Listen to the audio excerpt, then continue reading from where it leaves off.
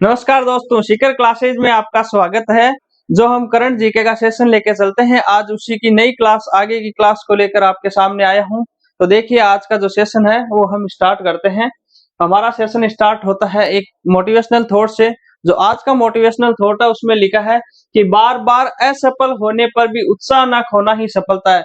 जब भी हम कोई कार्य करते हैं उसमें अगर बार बार असफल होते हैं फिर भी हम उसी उत्साह के साथ वापस लग जाते हैं कि नहीं, उसे हार कर नहीं बैठते हैं, वही एक सफलता है। जैसे एक चींटी की कहानी सुनी होगी आपने कि वो दीवार पे चढ़ने का प्रयास करती है, कितनी बार गिरती है और अंत में वो सफल हो जाती है। वैसे ही हमें अपने कार्य को लेकर उत्साह बनाए रखना है और एक दिन सफल होकर दिखाना है। तो चलो देखते हैं, आज के सेशन को स्टार्ट करने के बाद हमारा जो पहला दिन आता है, जिस दिन हम पढ़ रहे हैं उसी दिन का इतिहास देखते हैं। उस दिन इतिहास में प्रमुख घटनाएं क्या हुई थी, जो एग्जामिनर एग्जाम में कभी कभार पूछ लेता है, तो उसी में देखते हैं। देखो, 2 नवंबर का इतिहास है। 2 नवंबर के इतिहास के दिन क्या क्या हुआ था ये हमें देखना है। तो देखो, 2 नवंबर 1936 को बीबीसी ने टेलीविजन सेवा शुरू की थी। कब की थी? 2 नवंबर 1936 को बीबीसी ने क्या सेवा की थी? टेलीविजन सेवा शुरू की थी। 2 नवंबर 1936 को किसने की थी? बीबीसी ने अपनी टेलीविजन सेवा शुरू की थी पहली बार। यह विश्व की पहली नियमित हाई डेफिनेशन सेवा थी। विश्व की पहली नियमित थी और हाई डेफिनेशन सेवा थी। 1964 में इसका नाम बदल कर क्या रख दिया? बीबीसी वन किया गया। तो ये हमें ध्यान में रखना है कि 2 नवंबर के दिन 1936 में तो बीबीसी ने टेलीविजन सेवा शुरू की थी, जो विश्व की पहली हाई डेफिनेशन डेली सेवा थी। और उसका 1964 में क्या नाम बदल गया? बीबीसी वन कर दिया गया। जो अपन देखते हैं ना, बीबीसी लंदन समाचार वगैरह, वही उसी का है। फिर देखो, 2 नवंबर 1949 में आज ही के दिन नीदरलैंड और इंडोनेशिया का जो गणराज्य था उसमें युद्ध चल रहा था। उसमें इंडोनेशिया की घोषित स्वतंत्रता पर संघर्ष समाप्त हो गया था और इसके लिए एक समझौता हुआ था जिसको कहते हैं हेग समझौता। कब हुआ था हेग समझौता? हमें ध्यान में रखना है। 2 नवंबर 1949 के दिन हुआ था। किस किस के बीच? इंडोनेशिया गणराज्य और नीदरलैंड के बीच युद्ध चल रहा था। फिर इंडोनेशिया को क्या कर दिया? स्वतंत्र राज्य घोषित करके और एक हेग समझौता किया था। कब किया था? 2 नवंबर 1949 को। एक क्या हुआ था? 2 नवंबर 1936 को बीबीसी ने टेलीविजन सेवा शुरू की थी। उसके बाद आगे चलते हैं नेक्स्ट क्वेश्चन पे। देखो, आज का हमारा नेक्स्ट क्वेश्चन है अणुवर्त। अणुवर्त 2023 पुरस्कार से किसे सम्मानित किया गया, ये मैं बताना है। अणुवर्त 2023 जो हाल ही में अणुवर्त हुआ था, अणुवर्त 2023 पुरस्कार से किसे सम्मानित किया गया ये हमें बताना है। तो किसे सम्मानित किया गया है? रतन टाटा, इकराम राजस्थानी, डालचंद कोठारी या राकेश खटेड़ को? तो देखिए, इसमें सही आंसर होगा रतन टाटा। रतन टाटा को, जो समाज सेवी और उद्योगपति है, उन्हें हाल ही में अणुवर्त 2023 पुरस्कार से सम्मानित किया गया है। फिर देखो, इकराम राजस्थानी, ये क्या है? हमारे जो राजस्थान की जवाहरलाल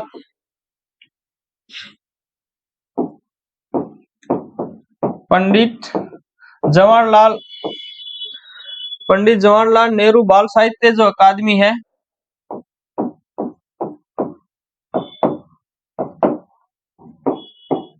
बाल साहित्य अकादमी के अध्यक्ष है।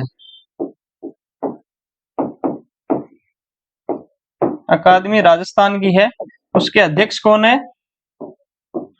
इकराम राजस्थानी, जिन्हें क्या दिया गया है? अणुवर्त लेखक का पुरस्कार दिया गया है। इन्हें क्या दिया गया है? अणुवर्त लेखक पुरस्कार। तो अणुवर्त लेखक पुरस्कार किसे दिया गया है? जो इकराम राजस्थानी है, वो हमारे राजस्थान की जो पंडित जवाहरलाल नेहरू बाल साहित्य अकादमी है उसके अध्यक्ष है। फिर देखो, एक नाम है डालचंद कोठारी। अब डालचंद कोठारी को क्या दिया गया है ये देखो, इन्हें दिया गया अणुवर्त गौरव पुरस्कार।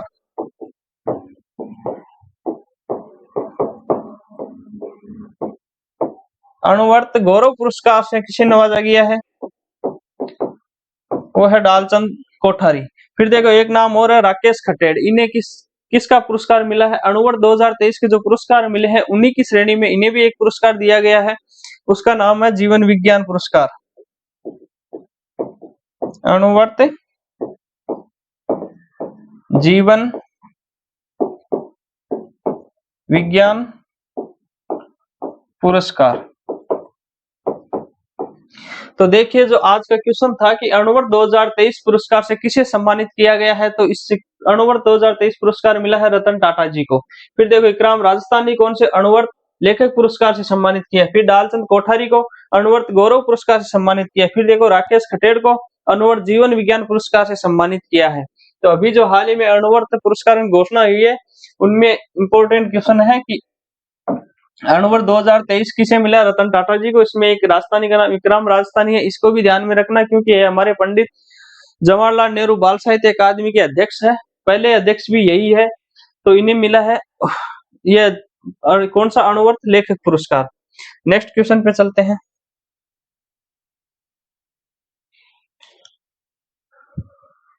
तो अगला क्वेश्चन देखो, अगला क्वेश्चन हमारे हाल ही चर्चा में रहा वज्र मुष्टि कलागा क्या है, ये हमें बताना है। वज्र मुष्टि कलागा क्या है, वज्र मुष्टि कलागा इसके बारे में बताना है। तो क्या है, एक मार्शल आर्ट है या मिसाइल है या स्मारक है या उपग्रह है, तो इसके बारे में आप बताओ कि इसका राइट आंसर होगा मार्शल आर्ट। ये जो वज्र मुष्टि कलागा है ये एक किसका रूप है, मार्शल आर्ट का ही रूप है, जिसका रूप चरम सीमा पर है। जो ये रूप आता है ये मार्शल आर्ट का चरम सीमा का रूप है, चरम सीमा रूप है। इसके चरम सीमा रूप है कौन सा है, मार्शल आर्ट का कौन सा, वज्र मुष्टि कलागा है। इसमें क्या किया जाता है कि आपस में कुश्ती खेलते हैं, कुश्ती जैसा खेल है जिसमें दो खिलाड़ी क्या करते हैं, सर पर वार करते हैं, सर पर वार करते हैं। किससे, कुश्ती तरह का खेल है, दो खिलाड़ी आपस में सर पर वार करते हैं और उस हथियार का नाम है नकल डस्टर, नकल डस्टर। इसमें जो हथियार यूज किया जाता है उसका नाम है नकल डस्टर। तो इस हथियार से सिर पे वार करते हैं, यही एक वज्र मुष्टि का मार्शल आर्ट है जिसका एक चरम सीमा रूप है। तो नेक्स्ट क्वेश्चन देखो जो अभी हाल ही में चर्चा में रहा था।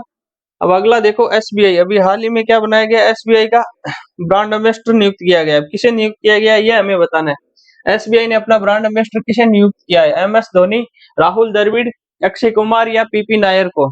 तो इसमें हमें देखना है कि जो एम एस धोनी है उन्हें हाल ही में किसका ब्रांड एम्बेसडर नियुक्त किया गया है, एसबीआई का। एसबीआई ने इसका बहुत गर्मजोशी से स्वागत किया, इन्हें एक अपना ब्रांड एम्बेसडर नियुक्त करते करते हुए बहुत खुश हुए थे। और एक बार इससे पहले भी इन्हें ब्रांड एम्बेसडर और बनाया गया है जियो की जियो उत्सव का, जियो मार्ट है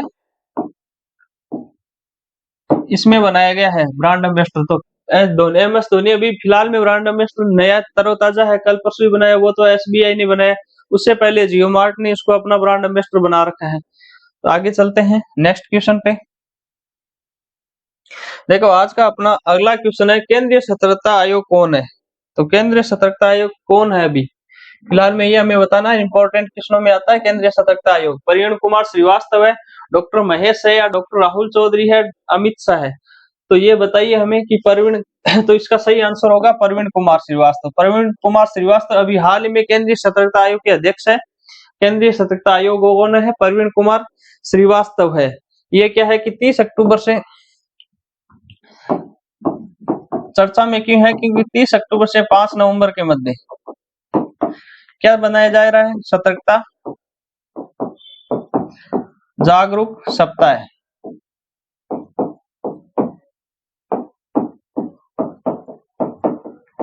सतर्कता जागरूक सप्ताह कब मनाया, 30 अक्टूबर से 5 नवंबर के मध्य मनाया गया, इसीलिए चर्चा में, इसलिए ध्यान में। केंद्रीय सतर्कता आयोग कौन है, प्रवीण कुमार श्रीवास्तव है, जिनकी इस वर्ष की जो विषय है, थीम है, वो है say no to corruption commit to the nation. मतलब से नो टू करप्शन, किसी भी हमारे राष्ट्र के प्रति अपने हमें को ऐसा संकल्प लेना है कि हमें करप्शन नहीं करना है, राष्ट्र के लिए समर्पित रहना है। तो say no to corruption commit to the corruption, ये इनकी क्या है, इस वर्ष की थीम है। कब की, 2023 की। 2023 का जो बनाया गया सतर्कता जागरूक सप्ताह, इसकी थीम है say no to corruption commit to the nation. चलो आगे चलते हैं नेक्स्ट क्वेश्चन पे। आज का जो हमारा अगला क्वेश्चन है उसमें देखो, उसका अगला क्वेश्चन है विश्व स्ट्रोक दिवस कब मनाया जाता है। ये हमें बताना है कि विश्व स्ट्रोक दिवस कब मनाया जाता है। जो भी एक्सीडेंट होते हैं, सर में चोट लगती है, उससे स्ट्रोक दिवस से इस सर में चोट लगने से काफी लोगों का खून बहने से मौतें हो जाती है, काफी डेथ रेट बढ़ती है, उसी में विश्व स्ट्रोक दिवस मनाया जाता है उसकी जागरूकता करने के लिए। तो बताइए विश्व स्ट्रोक दिवस कब मनाया जाता है? 29 अक्टूबर, 31 अक्टूबर, 1 नवंबर या 5 नवंबर को? ये हमें बताना है। तो विश्व स्ट्रोक दिवस कब मनाया जाता है? 29 अक्टूबर को। विश्व स्ट्रोक दिवस 29 अक्टूबर को मनाया जाता है। और जो विश्व स्ट्रोक दिवस इस बार की 2023 की थीम थी वो थी together we are great than stroke. Together we are great than stroke किसकी थीम थी? स्ट्रोक विश्व स्ट्रोक दिवस की 2023 की जो थीम थी वो थी together we are great than stroke. आगे चलते हैं नेक्स्ट क्वेश्चन पे। तो अगला क्वेश्चन देखो, भारत कजाकिस्तान संयुक्त सैन्य अभ्यास के केजिंड 2023 कब मनाया गया? कहाँ कौन सा संस्करण हो रहा है ये हमें बताना है।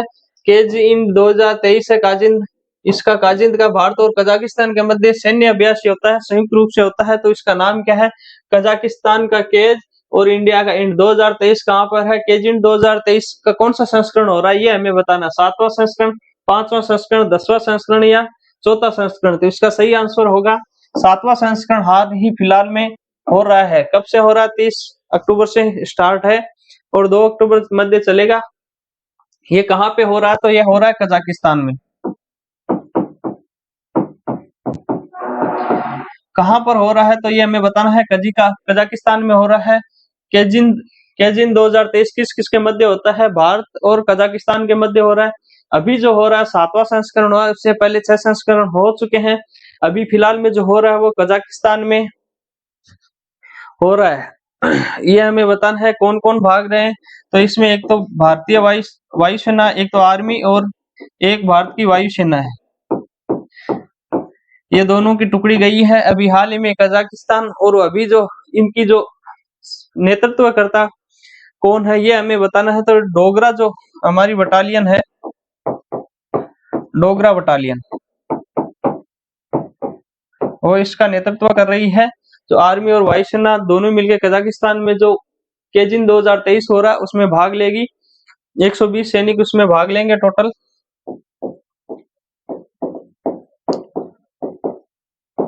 टोटल 120 सैनिक भाग लेंगे। डोगरा बटालियन उसका नेतृत्व करेगी। आर्मी और वायुसेना दोनों संयुक्त रूप से जा रही है। कौन सा संस्करण हो रहा है? 7वां संस्करण हो रहा है। केजिन 2023 का कहाँ पे होगा? तो अब बताना है कजाकिस्तान में। एक हमारा देखो ये जितनी भी क्लासें हो रहे हैं इनकी पीडीएफ तुम्हें टेलीग्राम पे भी मिल रही है। उसी के साथ इसकी क्लासें और पीडीएफ सारी की सारी है वो हमारा सीकर क्लासेज ऐप है, इस पे मिल रही है। आप इस सीकर क्लासेज ऐप को डाउनलोड कर लीजिए। सीकर क्लासेज ऐप को आप डाउनलोड कर लेना प्ले स्टोर पे जाके, और उसमें सारी क्लासें और पीडीएफ है वो आपको एकदम सही व्यवस्थित मिल जाएगी। आगे चलते हैं नेक्स्ट क्वेश्चन पे। तो अगला क्वेश्चन है हमारा, देखो अंतरराष्ट्रीय सौर गठबंधन सभा का 6ठा सत्र कहाँ आयोजित होगा? बहुत इंपॉर्टेंट क्वेश्चन है, अच्छा क्वेश्चन है, इसको आप इंपॉर्टेंट लगा लेना, चाहे अगले जो भी एग्जाम होगा उसमें देखने को जरूर मिलेगा। तो देखिए अंतरराष्ट्रीय सौर गठबंधन सभा का 6ठा सत्र कहाँ आयोजित होगा? नई दिल्ली में, जयपुर में, कलकत्ता में या मुंबई में? तो इसको राइट आंसर होगा नई दिल्ली में। छठा सौर गठबंधन का 6ठा सत्र है वो कहाँ आयोजित किया जा रहा है? नई दिल्ली में आयोजित किया जा रहा है। तो इसका मुख्यालय कहाँ पे है ये बताओ। जो अंतरराष्ट्रीय सौर गठबंधन है,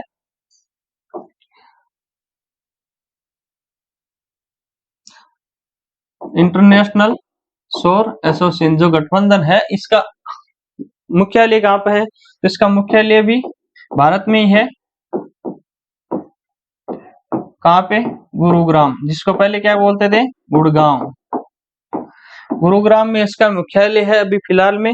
और इसके जो अध्यक्षता कौन करेंगे? तो हमारे भारत के केंद्रीय ऊर्जा मंत्री है, जो बिजली और नवीनीकरण ऊर्जा मंत्री है वही करेंगे। तो कौन है? आर के सिंह। आर के सिंह है केंद्रीय ऊर्जा मंत्री है, जो बिजली और नवीनीकरण ऊर्जा मंत्री है वही उसकी अध्यक्षता करेंगे। मुख्यालय इसका गुरुग्राम में है। अंतरराष्ट्रीय सौर गठबंधन का 6ठा सत्र का आयोजन है वो नई दिल्ली भारत में किया जा रहा है। आगे चलते हैं नेक्स्ट क्वेश्चन। नेक्स्ट क्वेश्चन देखो, 54वां भारतीय अंतरराष्ट्रीय फिल्म महोत्सव कहाँ आयोजित किया जा रहा है ये हमें बताना है। कौन सा? 54वां भारतीय अंतरराष्ट्रीय फिल्म महोत्सव कहाँ आयोजित किया आयोजित होगा, ये हमें बताना है। गोवा में, नई दिल्ली में, मुंबई में या जयपुर में? इसका आप आंसर बताओ कब हो। तो इसका सही आंसर होगा गोवा में इसका आयोजित होगा। कब से कब होगा यह हमें बताना है। तो 20 नवंबर से 28 नवंबर के मध्य इसका आयोजन होगा। कहाँ पे होगा? गोवा में। 54वां कौन सा होगा? 54वां होगा भारतीय अंतर्राष्ट्रीय फिल्म महोत्सव का आयोजन होगा। इसका मुख्य उद्देश्य क्या है? हमारी भारतीय फिल्म इंडस्ट्री में जितने भी कलाकार हैं उनको प्रोत्साहित करने के लिए और उनके काम को सराहना देने के लिए इसमें इसका आयोजन किया था। इसके तहत इनको पुरस्कार दिए जाते हैं जिससे उनमें काम करने की भावना प्रबल हो। आगे चलो नेक्स्ट क्वेश्चन देखते हैं। तीसरे तटरक्षक वैश्विक शिखर सम्मेलन का आयोजन कहाँ किया गया? यह हमें बताना है। तीसरे तटरक्षक, पहले दो हो सके, तीसरे तटरक्षक वैश्विक शिखर सम्मेलन, ये हमें बताना है आयोजन कहाँ किया गया? जापान में, सिंगापुर में, मलेशिया में या भारत में? तो इसका सही आंसर होगा जापान में।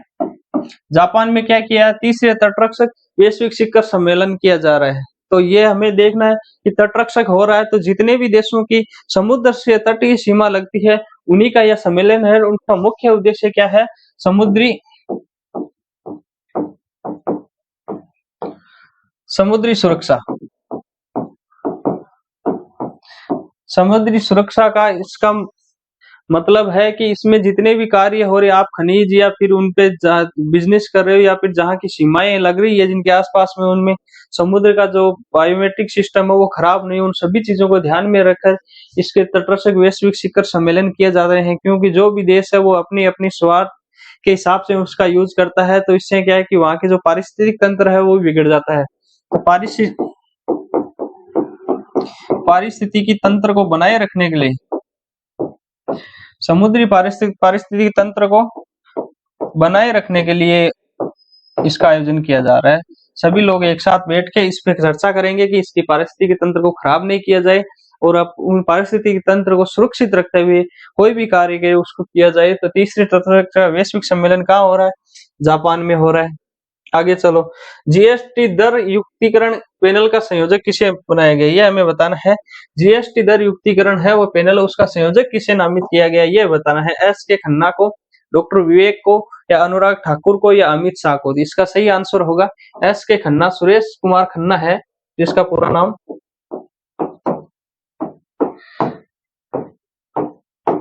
सुरेश कुमार खन्ना, इन्हें क्या बनाया गया है?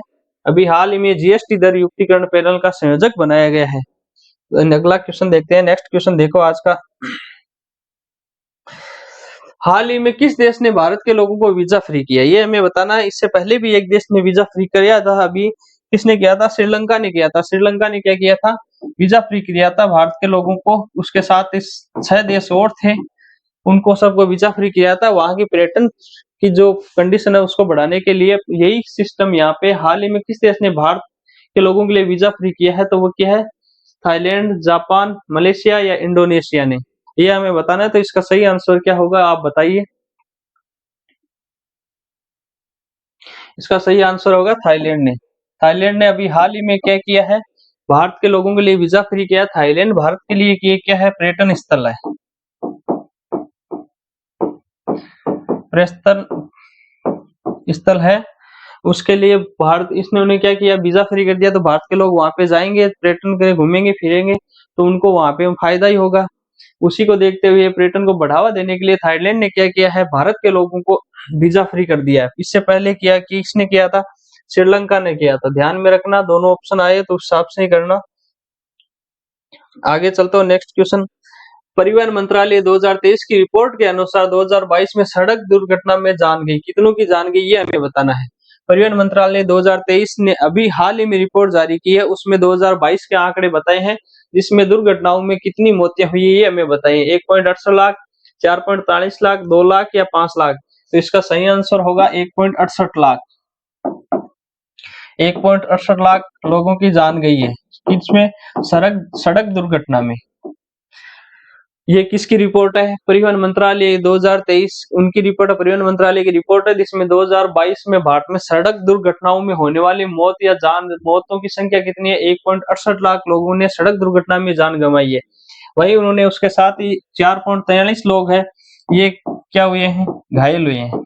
उनकी रिपोर्ट के अनुसार, जो रिपोर्ट में नहीं है, जिनका कोई पता ही नहीं है, वो तो दूर की बात है, लेकिन इनकी रिपोर्ट जो जारी की उसमें इन्होंने बताया कि 1.68 लाख लोग भारतीय दुर्घटना में, जो रोड दुर्घटना एक्सीडेंट में मारे गए हैं और 4.43 लाख घायल हुए हैं एक साल में। तो देखिए, जहां भी चलते हो आप सेफ्टी का अपना ध्यान रखें। रोड क्रॉस करते वक्त या रोड पे चलते वक्त, ड्राइव कर रहे हो, जो भी कर रहे हो, आराम से करें। कोई पी के उनका ड्राइव जो रूल्स है उनका उल्लंघन नहीं करे, जिससे क्या है कि प्रॉब्लम होती है, फिर एक्सीडेंट के शिकार होते हैं। तो अपनी जान को जोखिम में कोई न डाले, आराम से यात्रा करें। आगे चलो, नेक्स्ट क्वेश्चन देखो।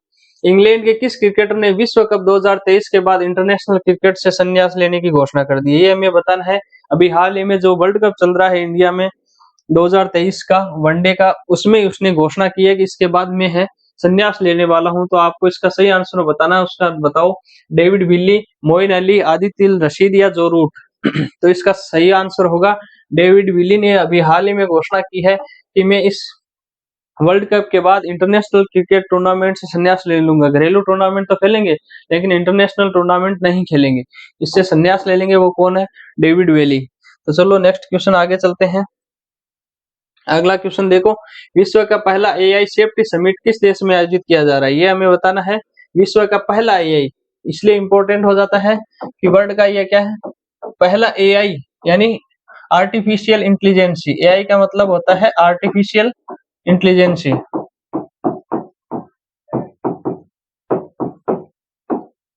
आर्टिफिशियल इंटेलिजेंसी, इसका क्या हो रहा है? फर्स्ट ही हो रहा है। सेफ्टी समिट किस देश में आयोजित किया जा रहा है? ये हमें बताना है। ब्रिटेन में, फ्रांस में, यूएसए में या भारत में। तो इसका सही आंसर क्या होगा, ये हमें बताना है। तो ब्रिटेन अब में पहला एआई सेफ्टी समिट का आयोजन किया जा रहा है। कहाँ पे किया जा रहा है? ब्रिटेन में किया जा रहा है। किस लिए किया जा रहा है? जितने भी आर्टिफिशियल इंटेलिजेंसी के जो इसके फायदे और नुकसान है उनके बारे में चर्चा की जाएगी, और उनको आगे बढ़ाने के लिए एकदम सही तरीके से इनका यूज हो, गलत कामों में इसका उस हिसाब से इनका आयोजन किया जाएगा। और वो आगे कब होता है, कैसे होता है, वो बाद की बातें हैं, लेकिन पहला ये सेफ्टी है ब्रिटेन में आयोजित किया जा रहा है। पूरे वर्ल्ड के जितने भी ये एआई डेवलपर है वे इकट्ठे होंगे एक मंच पे, और इसके लिए बातें करेंगे कि क्या करें आगे के लिए, इनकी सेफ्टी को कैसे सुरक्षित रखा जाए, इनको, इनके कार्य को कैसे सुरक्षित किया जाए। चलो आगे नेक्स्ट क्वेश्चन देखो, इंडिया इंटरनेशनल फिल्म फेस्टिवल में इंटरनेशनल जूरी पैनल की अध्यक्षता कौन करेगा? ये बताओ। जो अभी हाल ही में इंडियन इंटरनेशनल फिल्म फेस्टिवल होगा, वो कहाँ पे होगा? गोवा में होगा। तो उसकी जो उसकी जो अध्यक्षता है, जो जूरी है, जो डिसाइड करेगी कि इसने अच्छा काम किया है, इसने नहीं किया, जो पुरस्कार दिए जाएंगे, उस जूरी की अध्यक्षता कौन करेंगे, ये हमें बताना है। तो जूरी पैनल की अध्यक्षता कौन करेंगे?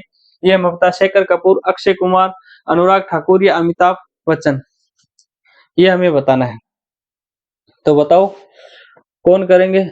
ये जो जूरी है, जूरी पैनल है, ये 5 सदस्यीय जूरी है। इसमें 5 सदस्य होंगे जिसकी अध्यक्षता करेंगे शेखर कपूर। राइट आंसर होगा शेखर कपूर। जो इंडिया इंटरनेशनल फिल्म फेस्टिवल हो रहा है उसकी अध्यक्षता कौन करेंगे? तो उनके जो पैनल है, जूरी पैनल है, उसकी अध्यक्षता 5 सदस्यीय जूरी पैनल, उसकी अध्यक्षता कौन करेंगे? तो शेखर कपूर। चलो नेक्स्ट क्वेश्चन, अगला क्वेश्चन देखते हैं। फीफा विश्व कप, ये हमें बताना है। फीफा विश्व कप अब कौन सा कप है ये बताना है। तो इसमें क्या है कि फीफा विश्व कप 2034 की मेजबानी कौन करेगा? इंपॉर्टेंट क्वेश्चन है। इसमें जितने भी देखना, फीफा विश्व कप 2034 की मेजबानी कौन करेगा? सऊदी अरब, जापान या इंडोनेशिया, ये हमें बताना है। सऊदी अरब करेगा, जापान करेगा, भारत करेगा या इंडोनेशिया। तो इसका सही आंसर होगा सऊदी अरब। 2034 के जो फीफा विश्व कप का आयोजन है वो कौन करवाएगा, उसकी मेजबानी कौन करेगा? तो सऊदी अरब करेगा। तो मैं कहूँ तो अभी 2022 का जो फीफा विश्व कप हुआ था वो कहाँ पे हुआ था? तो ये आपको बताना है। तो ये हुआ था कतर में। इंपॉर्टेंट क्वेश्चन है, अभी हाल ही में संपन्न हुआ है 2022 में, कतर में हुआ था। तो ये हमें बताना है। इसको, इसका जो फाइनल है वो किस किस के मध्य हुआ था? एक तो अर्जेंटीना था, दूसरा फ्रांस के मध्य, अर्जेंटीना और फ्रांस के मध्य हुआ था। इसमें फ्रांस थी, वो क्या थी? उप विजेता थी। फ्रांस उप विजेता थी।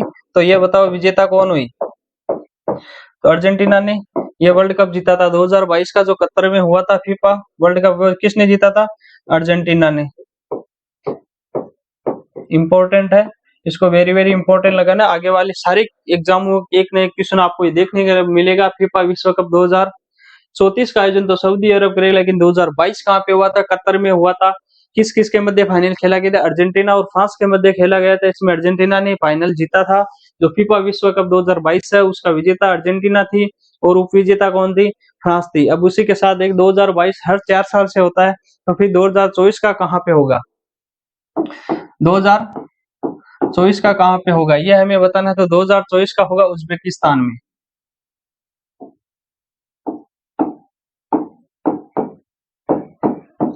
दो हजार चौबीस का जो फीफा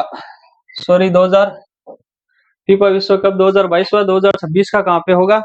2026 का होगा उज्बेकिस्तान में। कहाँ पे होगा? उज्बेकिस्तान में। 2026 का जो फीफा विश्व कप होगा वो कहाँ पे होगा? उज्बेकिस्तान में। तो फिर 2030 का देखिए, 2030 का कहाँ होगा? तो 2030 में 3 देश है, मोरक्को, पुर्तगाल और स्पेन। मोरक्को, पुर्तगाल और स्पेन, ये तीनों मिलकर क्या करेंगे? 2030 के फीफा विश्व कप की मेजबानी करेंगे। तो इसका इंपॉर्टेंट इसलिए हो जाता है, फीफा विश्व कप 2022 कहाँ पे हुआ था? कतर में होता। विजेता टीम कौन थी? अर्जेंटीना थी। तो 2026 का कहाँ होगा? उज्बेकिस्तान में होगा। 2030 का कहाँ होगा? मोरक्को, पुर्तगाल, स्पेन तीनों मिलकर इसकी मेजबानी करेंगे। और 2034 का कहाँ है? जो अभी हाल ही में घोषणा की गई, वो सऊदी अरब इसकी मेजबानी करेगा। चलो चलते हैं अगले नेक्स्ट क्वेश्चन पे। तो अगला क्वेश्चन देखिए, कर्नाटक राज्योत्सव पुरस्कार किसे दिया जाएगा? ये हमें बताना है। कर्नाटक राज्य ने अपने अभी हाल ही में स्थापना दिवस पे है, 68 लोगों के लिए इसकी घोषणा की है। कितने लोगों के लिए? 68 लोगों को। पुरस्कार कौन सा दिया जाएगा? कर्नाटक राज्योत्सव पुरस्कार दिया गया है। इसमें किस किस के नाम शामिल है? तो इसमें बताना है एस सोमनाथ, आदित्य अशोक, पीएम मोदी, या पहला और दूसरा। तो इसका सही आंसर होगा पहला और दूसरा, जिसमें आदित्य अशोक और एस सोमनाथ, जो अभी गोल्फ एशियन गेम्स गोल्फ में पदक लेके आई थी अदिति अशोक, उसको, और एस सोमनाथ जो हमारे इसरो के क्या है? चेयरमैन है। इसरो के चेयरमैन कौन है? एस सोमनाथ और अदिति अशोक। इनको क्या दिया जा रहा है? अभी कर्नाटक राज्योत्सव पुरस्कार दिया जाएगा। कुल कितने लोगों को दिया जाएगा? 68 लोगों को घोषणा की। उनमें मुख्य रूप से 2 है, एस सोमनाथ और अदिति अशोक। अदिति अशोक गोल्फर है, जो अभी हाल ही में जो एशियन गेम्स हुए थे उसमें क्या लेके आई थी? पदक लेके आई थी।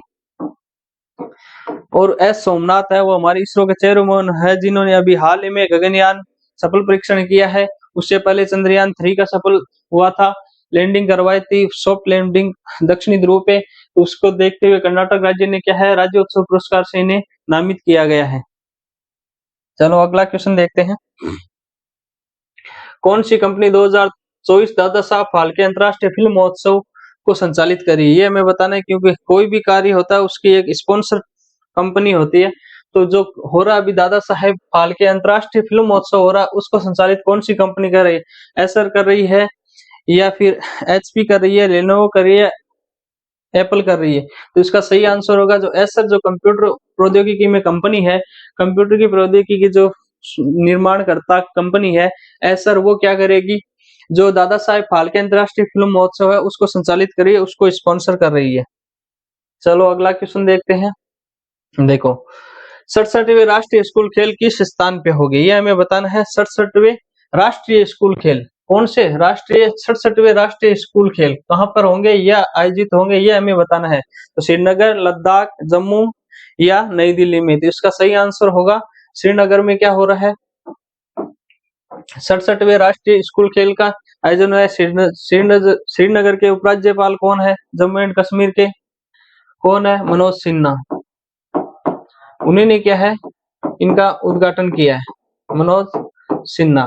तो इनका उद्घाटन किसने किया? मनोज सिन्हा ने किया है। वहां के उपराज्यपाल है। 67वें राष्ट्रीय खेल का आयोजन, वैसे कहूं कि अभी जो गोवा में चल रही है राष्ट्रीय खेल, तो वो कहाँ पे है? राष्ट्रीय खेल गोवा में चल रहे हैं। कौन से चल रहे हैं? 37वें राष्ट्रीय खेलों का आयोजन कहाँ हो रहा है? तो वो हो रहा है गोवा में। उनका शुभंकर कौन है? मोगा। बस इतना ध्यान में रखना। 67वें राष्ट्रीय स्कूल खेल का आयोजन कहाँ हो रहा है? श्रीनगर में होना। उद्घाटन किसने का? वहां के उपराज्यपाल है मनोज सिन्हा। और 37वें राष्ट्रीय खेल का आयोजन कहाँ किया जा रहा है? गोवा में हो रहा है। उनका शुभंकर कौन है? मोगा। चलो अगला क्वेश्चन देखो। अभी हाल ही में जो प्रवासी सप्ताह, प्रवासी परिचय किस देश में शुरू किया गया, ये हमें बताना है। अभी पहला ही है प्रवासी सप्ताह है या प्रवासी परिचय किस देश में शुरू किया गया, ये हमें बताना है। सऊदी अरब, ओमान, कतर या संयुक्त अरब अमीरात। ये हुआ क्या था कि सऊदी अरब में संपन्न हुआ है प्रवासी सप्ताह, जिसे प्रवासी परिचय के नाम से जाना गया है। इसमें हुआ ये था कि जितने भी भारत के लोग सऊदी अरब में रह रहे थे, वो एकता दिवस के रूप में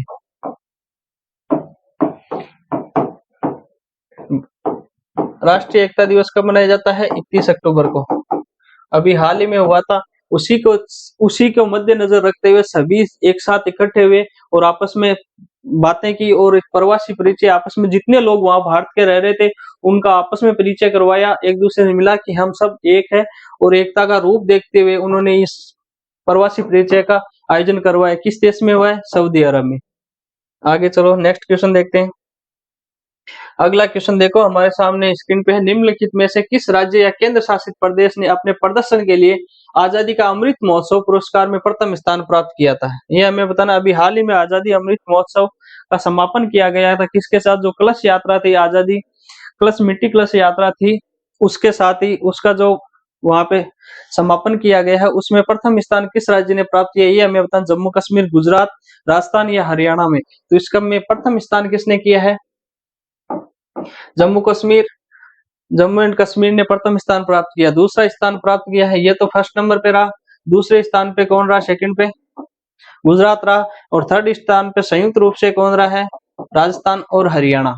संयुक्त रूप से राजस्थान और हरियाणा है, वो अपने आजादी के अमृत महोत्सव के पुरस्कारों में थर्ड स्थान पे रहे हैं। सेकंड नंबर पे गुजरात है, फर्स्ट नंबर पे जम्मू कश्मीर रहा है। तो इसमें ये जो आजादी अमृत महोत्सव का समापन कब किया गया, तो ये ध्यान में रखना 31 अक्टूबर 2023 को। जो अमृत वाटिका थी उसमें जो कलश, माटी के कलश सारे जगह से, इंडिया के कोने कोने से जो शहीदों की याद के लिए जो अमृत वाटिका बनाई जा रही है, उसी के दिन इसका समापन किया गया था, 31 अक्टूबर 2023 के दिन। उनकी जो माटी थी, कलश यात्रा थी, उनका जो नेतृत्व किसने किया था? पीएम मोदी जी ने किया था।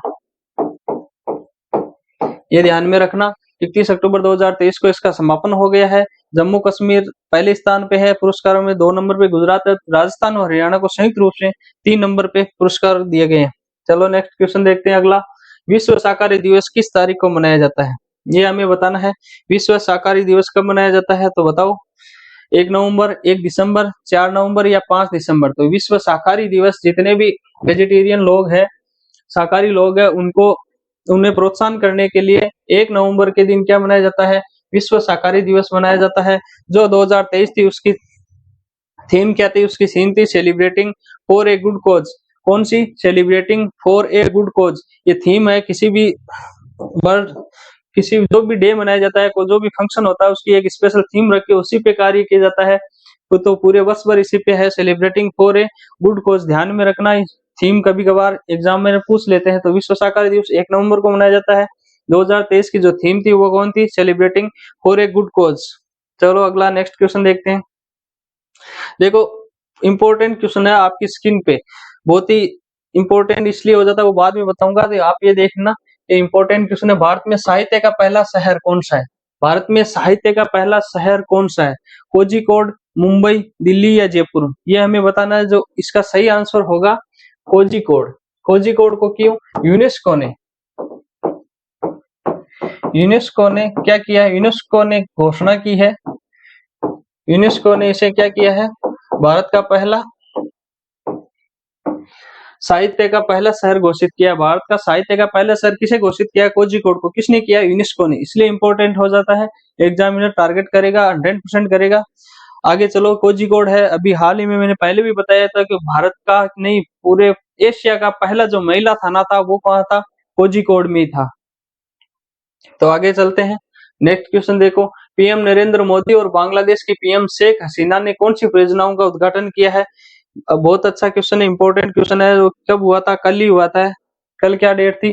1 नवंबर 2023 को। 1 नवंबर 2023 को शिलाएं, आधारशिलाएं रखी है, परियोजनाओं का उद्घाटन किया है। तो किसने किया है? बांग्लादेश के पीएम कौन है? शेख हसीना। और भारत के पीएम कौन है? नरेंद्र मोदी जी। इन दोनों ने मिलकर किया है। बांग्लादेश के पीएम शेख हसीना थी, वो वर्चुअल रूप से इस कार्यक्रम से जुड़ी थी। तो ये हमें बताना है। Akhaura Agartala cross border rail link, या फिर मोंगला पोर्ट रेल लाइन, या रामपाल में मैत्री सुपर थर्मल पावर प्लांट की यूनिट 2। तो इसका सही आंसर क्या होगा कि उपयुक्त सभी ये जो तीनों योजनाएं हैं, इनका अभी हाल ही में कल 1 नवंबर 2023 को पीएम नरेंद्र मोदी जी और जो बांग्लादेश की पीएम है शेख हसीना जी, उन्होंने क्या किया है? दोनों ने मिलकर इनका उद्घाटन किया है। कौन कौन से? एक तो Akhaura Agartala cross border rail link होगी, अखोरा और अगरतला के बीच में, दोनों देशों के बीच में जो रेल चल रही है, चलेगी, उसका उद्घाटन किया। दूसरा है मोंगला पोर्ट रेल लाइन का किया है। और तीसरा रामपाल में मैत्री सुपर पावर थर्मल पावर है, उसकी यूनिट 2 का उद्घाटन किया है। तो इंपॉर्टेंट क्वेश्चन है, ध्यान में रखना। और कोई भी एग्जामिनर है वो टारगेट करेगा आने वाले एग्जामों में 100%। आगे चलो, नेक्स्ट क्वेश्चन आज का देखते हैं। आज की क्वेश्चन इतने ही थे। एक हमारा जो शिखर क्लासेज ऐप है, इसको आप डाउनलोड कर लेना। शिखर क्लासेज ऐप को डाउनलोड कर लेना।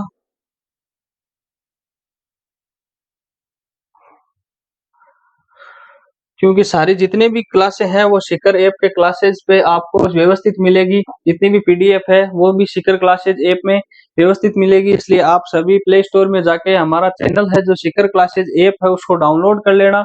और टेलीग्राम भी ज्वाइन कर लेना, उसमें भी आपको पीडीएफ मिलती रहेगी। और हमारे चैनल को सब्सक्राइब कीजिए, लाइक कीजिए, और हमें कमेंट करके बताइए कि आपको हमारी क्लासें कैसी लगती है।